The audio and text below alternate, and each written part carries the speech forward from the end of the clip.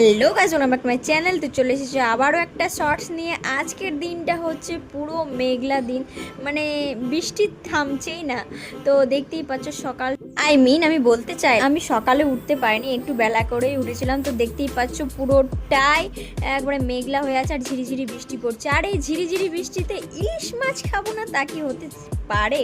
তো বাঙালির ইমোশন হচ্ছে ইলিশ মাছ, চিংড়ি মাছ এইসব। তো দেখতেই পাচ্ছ ইলিশ মাছ ভাজছিলাম আমি।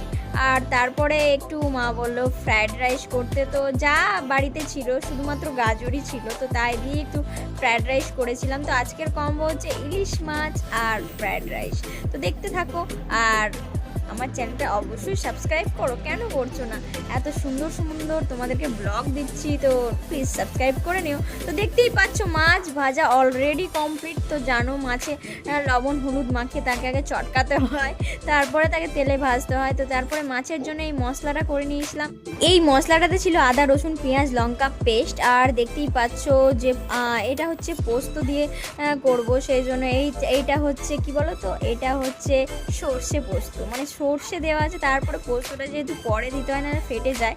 তো পোস্ততে ছিল চার মগজ প্লাস পোস্ত, এই দুটো দিয়েই করেছিলাম। আর তারপরে সর্ষে বাটাটা দিয়ে একটু সেটাকে ফোটাচ্ছিলাম। আসলে তোমরা সর্ষে বাটা কী করে দাও, সর্ষের চোকা সমেত দাও কি? চোকা সমেত দিলে পেটের গ্যাস্ট্রিকের প্রবলেম হয়, তাই সেটা ছেঁকে নিয়ে নিতে হয়। তো তারপরে পোস্ত দিয়ে নামিয়ে নিয়েছিলাম। তো দেখতেই পেলে এই দেখো পোস্ত দিয়ে নামিয়ে নিচ্ছে। মানে পোস্তটা দেওয়ার সময় মানে এত সুন্দর লাগছে, দেখতে পারে টেম্পটিং লাগছে। আর তোমরা জানাও কেমন লাগছে দেখতে।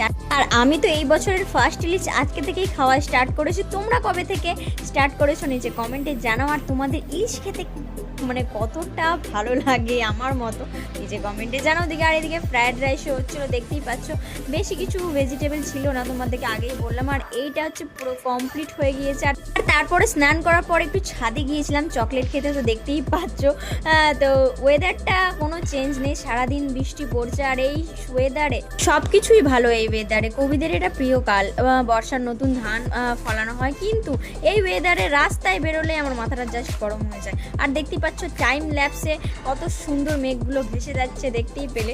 তো একটু অ্যাস্থেটিক ভিডিও নিচ্ছিলাম ছাদে গিয়ে, একটু তোমাদেরকে নেচার ভিউইং দেখাচ্ছিলাম। তো তোমাদের কেমন লাগছে নিচে কমেন্টে জানাও। আর এই হচ্ছে আজকের কম্বো, তো তোমাদেরকে বললামই। আর কি কি ছিল নিচে কমেন্টে জানাও। দেখি দেখা হচ্ছে পরে শর্টসে। Bye bye.